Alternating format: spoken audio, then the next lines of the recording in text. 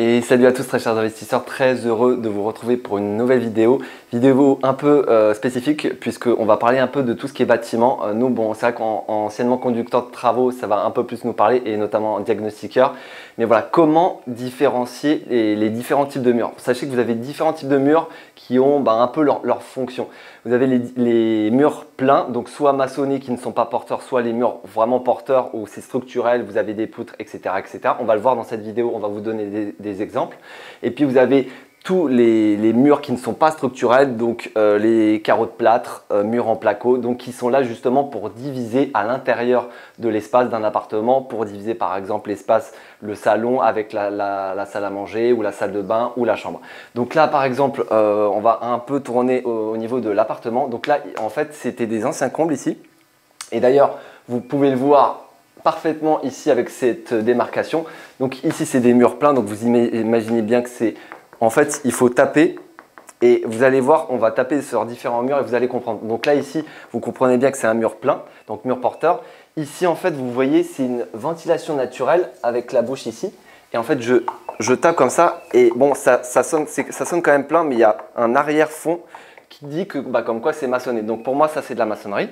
Là, au niveau de la périphérie de l'appartement, vous voyez bien, ici, il y a une poutre, puisqu'après, il y a une baie vitrée derrière. Donc vous imaginez bien que c'est porteur. Là, je ne vous l'ai pas dit, mais forcément, le mur en pierre, etc. Forcément, comme c'est l'extrémité, derrière, il y a un autre bâtiment. Donc, forcément, vous imaginez bien, bon, il peut y avoir du placo, j'entends bien, mais là, forcément, c'est porteur. Donc, voilà, on va aller de l'autre côté. Ici, c'est un très bon exemple, regardez. Vous entendez, ça sonne creux. Donc là, logiquement, c'est soit du carreau de plâtre, mais pour moi, c'est du placo. Donc comme je vous ai dit, si ça sonne creux, c'est soit du carreau de plâtre, donc on utilise généralement pour les salles de bain ou salles d'eau. Et puis regardez ici, là ça sonne plein. Donc ici en fait, vous voyez la démarcation d'ailleurs. Ici c'est un mur plein qui j'imagine est porteur. Donc voilà, pareil, donc le mur en pierre. Ici, ça doit être porteur. Hop. Et puis donc on se retrouve dans la chambre. Donc ici en fait... Ouais, ici en fait, derrière, on a les parties communes avec l'escalier qui descend au 3e étage. Et donc forcément, ça fait un peu la démarcation et du coup, c'est porteur. Ici, en fait, comme c'est pas isolé, je ne sais pas si vous avez suivi nos précédentes vidéos YouTube, mais comme il n'est pas isolé, forcément, c'est un mur d'extrémité, donc forcément, c'est un mur porteur. Et puis également ici, voilà, c'est un mur d'extrémité avec le mur en pierre en plus on voit très bien la démarcation, donc forcément c'est porteur. Donc voilà, vous avez vu, on a fait un peu le tour de l'appartement, j'ai essayé de vous synthétiser au plus simple. Voilà, nous c'est vrai que ça nous paraît logique parce qu'on est anciennement diagnostiqueur et anciennement dans le bâtiment, donc voilà.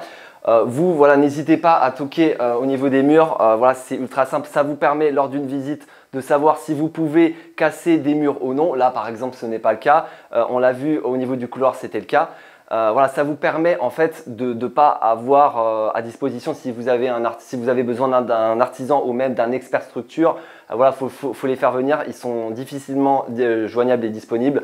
Donc n'hésitez pas dans un premier temps à vérifier de votre côté par ce biais que je vous ai montré.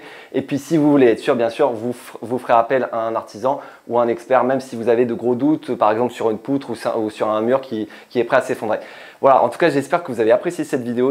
J'ai vraiment pris plaisir à la faire.